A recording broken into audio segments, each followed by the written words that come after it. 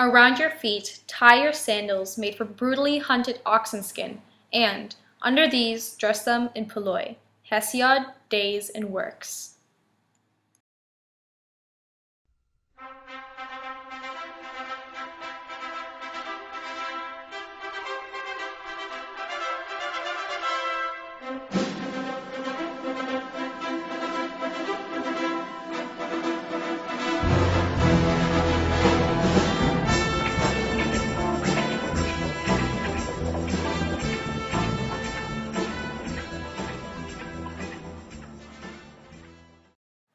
During the primitive days, cavemen would wrap animal skins around their feet to protect them from the elements.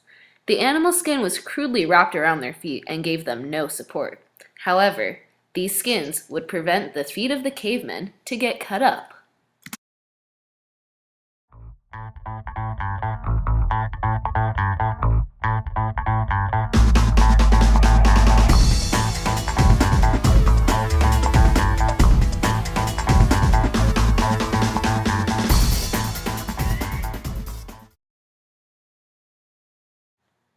During the 2nd century AD, Romans began wrapping their feet in strips of leather or woven fabric.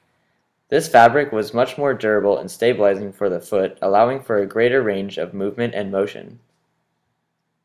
This fabric was also used by the majority of Romans, including merchants, villagers, soldiers, and even peasants and the lower class. The Roman footwear led to the use of udones, which are woven fabric worn by Greek and Roman comedians.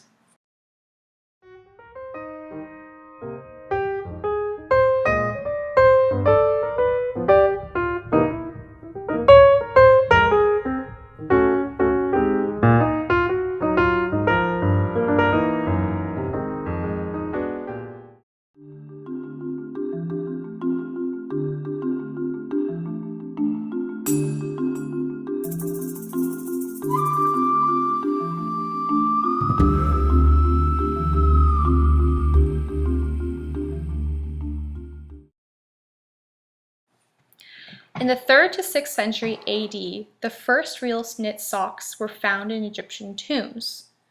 They were crudely made and woven together using different linens and fibers. However, they were also dyed and well made and durable to prevent the chafing from shoes, and were also very accommodating to the natural shape of the foot.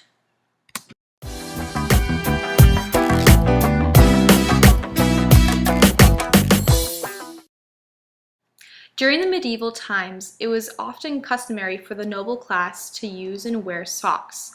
The socks were usually made out of more basic fibers and were decorative and colored to make them more symbol of nobility and class. In the 5th century, priests wore socks to represent purity. By shielding themselves from the everyday dirt, the religious men maintained their sense of virtue.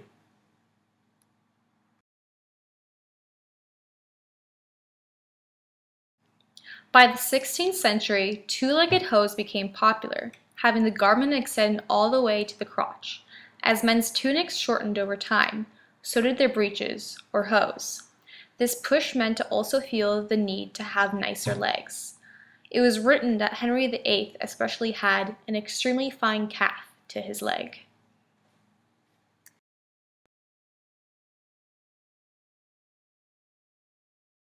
In the 16th century, women and girls were sent to knitting schools to learn how to make socks. By sending them to these knitting schools, the production of socks was made much easier. However, in 1589, Englishman William Lee created the loom. This was an easier way to create socks and mass-produce them. This is a picture of the loom that William Lee created in 1589. Silk or cotton socks were created for the upper class, while the general population usually wore knitted wool hose.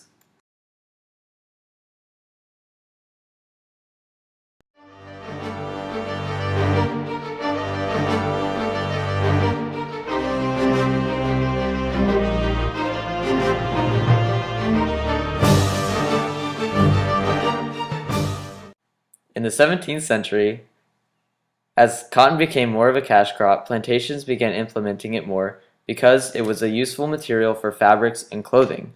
This led to its use in sock manufacturing. In the 1700s, the nursery rhyme Black Socks was originally created as a love letter of an English sailor to his sweetheart. In the early 1920s, the Black Sox parody was created. Black socks, they never get dirty. The longer you wear them, the blacker they get. Someday I think I will wash them, but something keeps telling me don't do it yet. Not yet, not yet, not yet. During the 1920s, the popular style of argyle became used as a pattern in sock fabrications.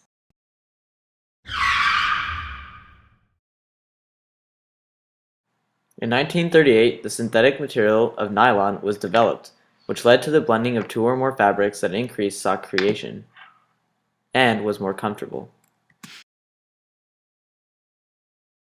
Towards the beginning of World War II in 1940, short socks became popular due to wool and textile rationing.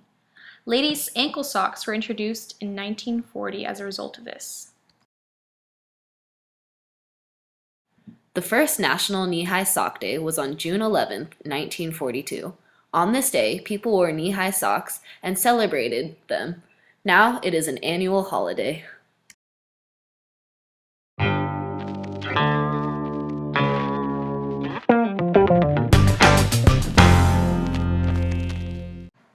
In the 1950s to 1960s, especially in the United States, sock hops became popular among high schoolers.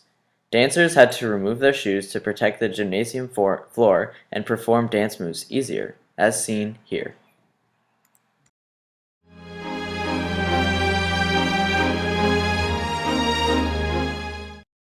Funky socks became popularized in the 1960s. This was an era of determining identity and self-expression. People were able to express themselves through their use of socks.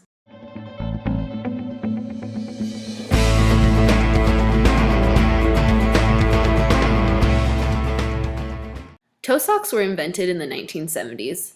This was popularized by girls who wore them with clogs or buffalo sandals.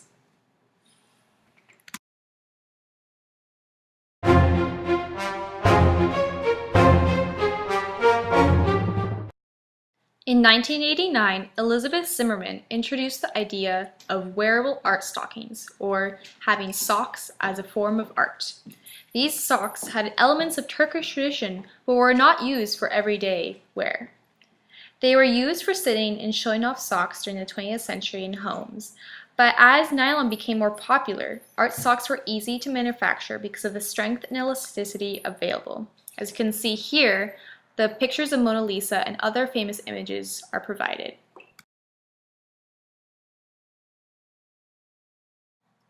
In present day, there are many different silhouettes and customizable options for any situation or form of expression, such as exercise seen here with socks that are specially created for running. Nowadays, socks are being manufactured based on your gender, the silhouette you desire, the color, activity type, and your actual sock size. Some of these activities include playing for basketball, fashion, holiday, but even are made for diabetic people and compressions during aircraft's flights.